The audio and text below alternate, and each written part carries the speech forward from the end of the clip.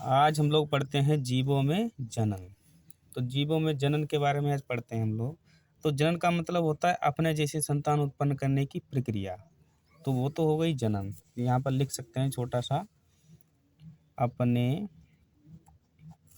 जैसी संतान उत्पन्न करने की क्षमता को क्या कहते हैं भाई? जनन कहते हैं। ये ध्यान रखना, ठीक है ना। आप लोग पेन और कॉपी लेकर बैठ जाइए, इसको नोट करते रहिएगा। तो देखिए, अगर आप लोग कोई बीज बोते हैं या कोई टहनी लगाते हैं, जैसे गुलाब की टहनी लगा देते हैं तो उससे नया पौधा तैयार हो जाता है। उसी प्रकार से पाकड़ का पेड़ है, काट के लगा दो, नया पौधा तैयार हो जाता है, नया पेड़ बन जाता है। और जैसे आम की गुठली है, तो रस तो आपने चूस लिया, उसका आम की गुठली बची है, उसको खेत में डाल दो, नया पौधा बन जाता है। तो ये सब जनन के अंतर्गत आता है। तो जनन मेनली होता है 3 प्रकार का, समझिएगा। एक होता है अलैंगिक जनन, अलैंगिक जनन। अब एक होता है कायिक जनन, एक होता है लैंगिक जनन। तो कायिक जनन के अंतर्गत कौन आता है?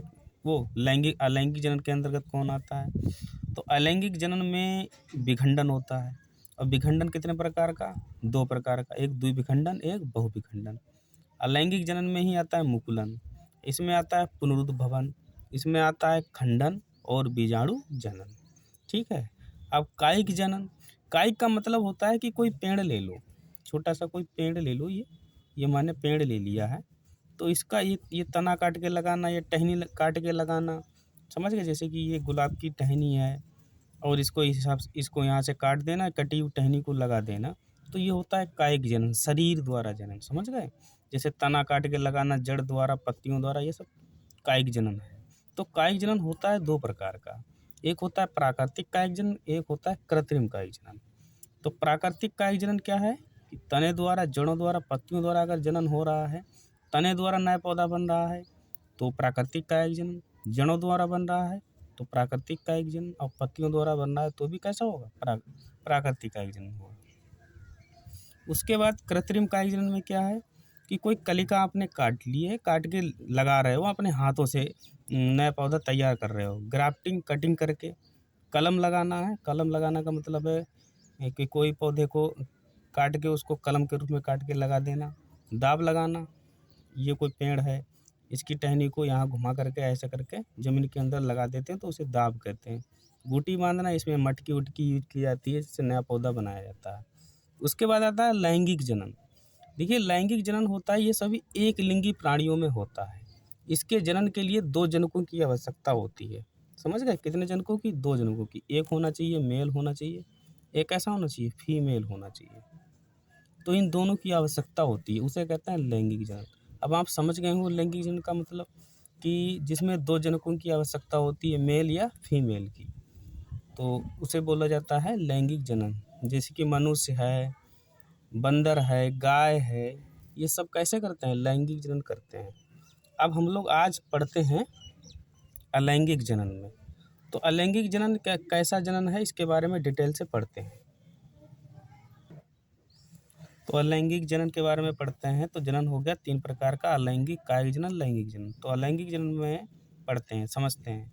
देखिए, इसमें क्या है कि जब किसी जीव का जन्म जो होता है, एक ही जनक के शरीर के किसी भाग से होता है, तो उसे अलैंगिक जनन कहते हैं।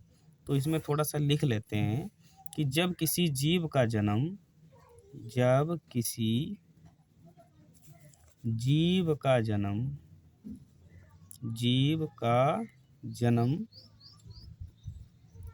एक ही जनक के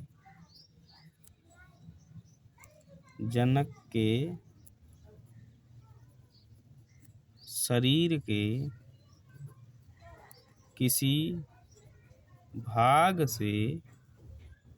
किसी भाग से होता है, तो उसे अलैंगिक जनन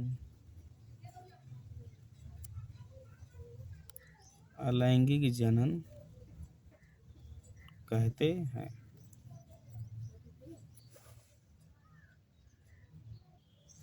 तो मतलब ये हुआ कि जब किसी जीव का जन्म ही जनक के शरीर के किसी भाग से होता है तो उसे अलैंगिक जनन कहते हैं। मतलब ये है कि इसमें जनन नहीं होता है, ना तो परागण होता है, ना निषेचन होता है, कुछ नहीं होता है, लेकिन जीव का निर्माण होगा वो उसी के शरीर से हो जाता है। जैसे कि मान लो कि ये छोटा सा कोई पेड़ हमने बना दिया है, ठीक है ना, ये पेड़ बना दिया हमने,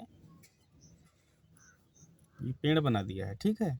अब इस टहनी को काट दें यहाँ से और यहाँ पर लगा दें, तो आप बताइए नया पौधा बन गया नहीं बन गया? तो ये नया पौधा बना है तो ये एक प्रकार का अलैंगिक जनन में होता है, अलैंगिक जनन में आता है। कारण क्या है? क्योंकि इसका निर्माण जो हुआ है वो इसी के शरीर से हुआ है, अर्थात किसी जीव जंतु का निर्माण उसी के जनक के शरीर से होता है, तब उसे कहते हैं अलैंगिक जनन। समझ गए? चलिए अब आगे पढ़ते हैं। इसमें पहली हेडिंग है विखंडन। तो समझते हैं विखंडन क्या है। तो यहाँ लिख लेते हैं विखंडन। हाँ, सब पढ़ा देंगे, एक एक हेडिंग पढ़ा देंगे आप लोगों को। विखंडन, विखंडन जो होता है वो एक कोशिकीय जीवों में पाया जाता है।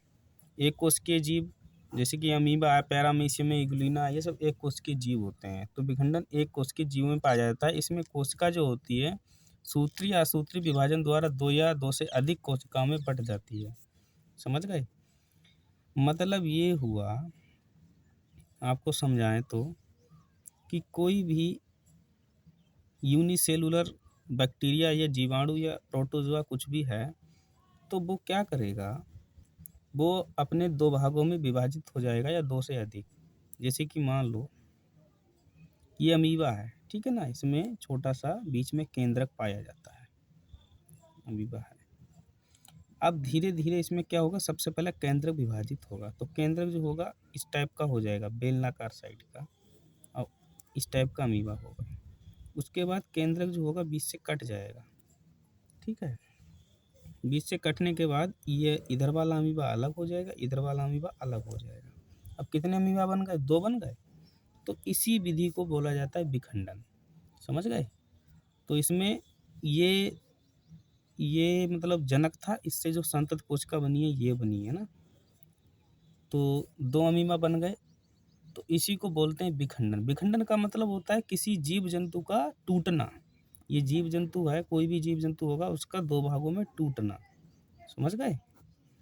दो से अधिक भाग भी टूट जाते हैं तो उसे कहते हैं बहुविखंडन, और दो भागों में टूटते हैं उसे कहते हैं द्विविखंडन। समझ गए? चलिए आगे बढ़ते हैं। तो द्विविखंडन की तो बात हो गई, दो भागों में टूट जाएगा। एक होता है बहुविखंडन, ये आता इसी में है, विखंडन में ही। देखिए ये है बहुविखंडन, ठीक है। तो बहुविखंडन के बारे में पढ़ता है। देखिए जो प्लाज्मोडियम होता है, तो प्लाज्मोडियम में छोटी छोटी संतत कोशिकाएं बन जाती हैं। समझ गए? ये है बाहर वाली झिल्ली, तो ये छोटी छोटी संतत कोशिकाएं बन जाती हैं। अब इसकी बाहरी झिल्ली जब टूटती है तो हजारों जीवाणु, वो हजारों एक प्रकार के कोशिकाएं बन जाती हैं जिनसे नए जीवों का निर्माण हो जाता है, उसे कहते हैं बहुविखंडन। समझ गए? इसके बाद हेडिंग आती है मुकुलन। तो मुकुलन समझते हैं। देखिए मुकुलन जो होता है वो बहुकोशिकीय जीवों में होता है। समझते हैं उसके बारे में, मुकुलन क्या है। मुकुलन, देखिए मुकुलन जो होता है बहुकोशिकीय जीवों में होता है, आपको याद ही रखना है हर हालत में। और इसमें होता क्या है कि कोई भी जीव होगा तो उसमें एक उभार बन जाता है। ये समुद्री जीव होता है, हाइड्रा सुना होगा आप लोगों ने, इसमें ये उभार बन जाता है इस टाइप का, इस टाइप का हाइड्रा होता है, ठीक है। ये इस टाइप का हाइड्रा होता है, तो इसमें ये उभार बन जाता है, इसको कहते हैं बड, ठीक है ना। तो ये संरचना बन जाती है, इसी से इसको काट करके अलग कर दिया जाए, ये अपने आप हो जाता है, और इसी से नए जीव का निर्माण हो जाता है। समझ गए? तो ये इस टाइप का नया हाइड्रा बन जाता है। तो मुकुलन का मतलब होता है बडिंग, ये बडिंग द्वारा नया जीव का निर्माण होना। तो मुकुलन हो गया। और इससे पहले इसमें हेडिंग और क्या है, पुनरुद्भवन। तो पुनरुद्भवन हम लोग अगले वीडियो में पढ़ेंगे, ठीक है। जय हिंद।